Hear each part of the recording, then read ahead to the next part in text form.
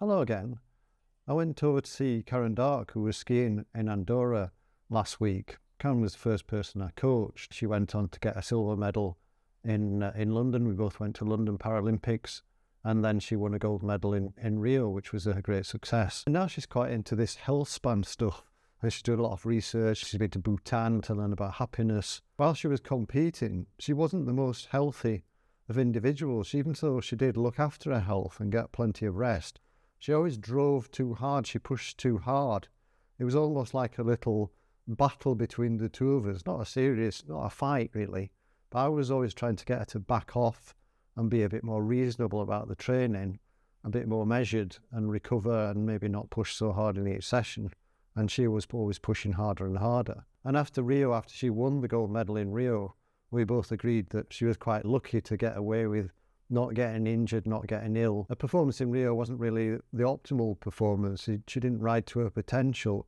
The powers in the time trial when she won the gold medal were down on what we know she could have produced, perhaps even earlier in that year.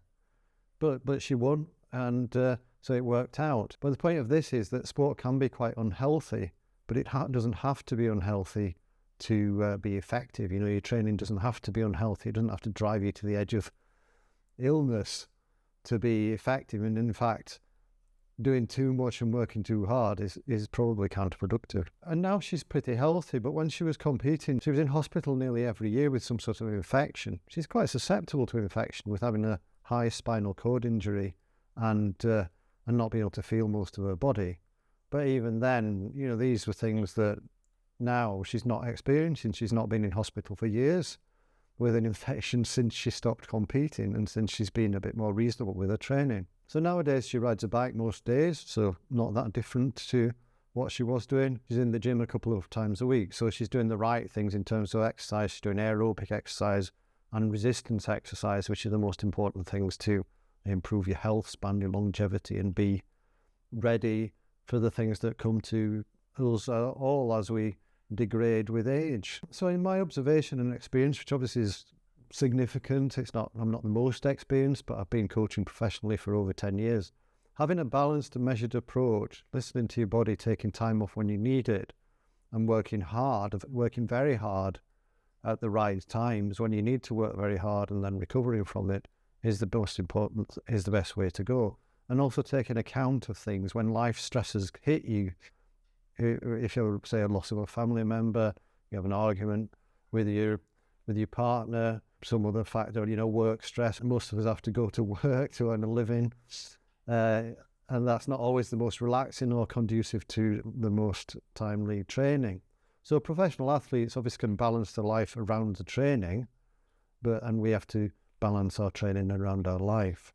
We have to make more compromises than the professional athletes, but the balance still has to be there, and you've got to adjust things accordingly. So what I'm trying to say is that this promoting a good, healthy life into the future and getting fit for your sporting event are not incompatible. Say you're a cyclist or a runner, you need to do a reasonably high volume of aerobic training to improve your aerobic system, build up your endurance, but also doing some resistance training helps you be more resilient to injury. And as a consequence, both aerobic training and strength training contribute to your performance in your event. The strength training makes you more resilient. It's not necessarily directly improving your performances in your event. So what's a good routine? Well, I've talked about good routines in the past. You know, I like to have a routine where you do similar things on similar days each week. So getting on the bike or running 4 to 6 times a week, or a combination of the two, sometimes combining running and cycling, works very well for people. It's a nice way to do it because running is quite efficient. It doesn't take very long to do a good workout, whereas cycling can take quite a long time. Also in winter, it's quite easy to keep warm as you go running. And then doing 2 or 3 strength workouts a week. 2 is probably enough. And making 1 or 2 of those bike or run sessions, hard sessions, higher intensity sessions, because maintaining your VO2 max is also a good thing for increasing this health span. And if you don't stress your system by breathing very hard, you won't maintain or improve your VO2 max.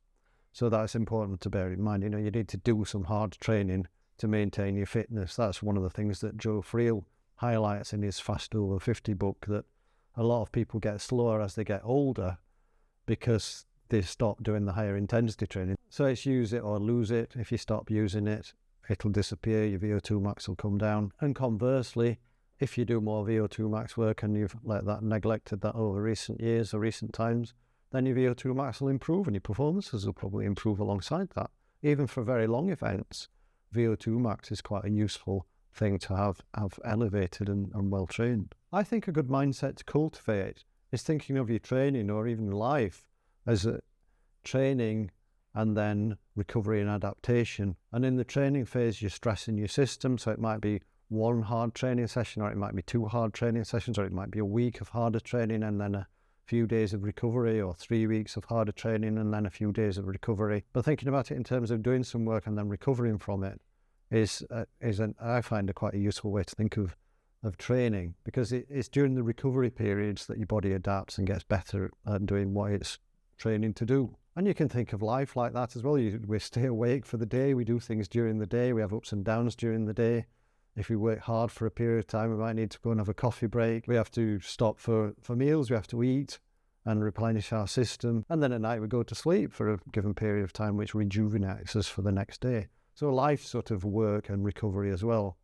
And here's quite a nice analogue there. So I think everything has its ups and downs, and being conscious of these ups and downs can be quite useful. It's an interesting problem, but it seems pretty clear by the way that elite sport's going and amateur sport is also following along, that being healthy, having a healthy mindset, having a healthy body, working harder for periods of time and recovering for periods of time is the most effective way to improve and optimize performance, as well as to create some sort of longevity into sport so that you can have a healthy life and compete for as long as possible, compete optimally for as long as possible. And this is, of course, contrary to what a lot of the movies and the motivators and the apps that try and get us to do hard training all the time want us to believe.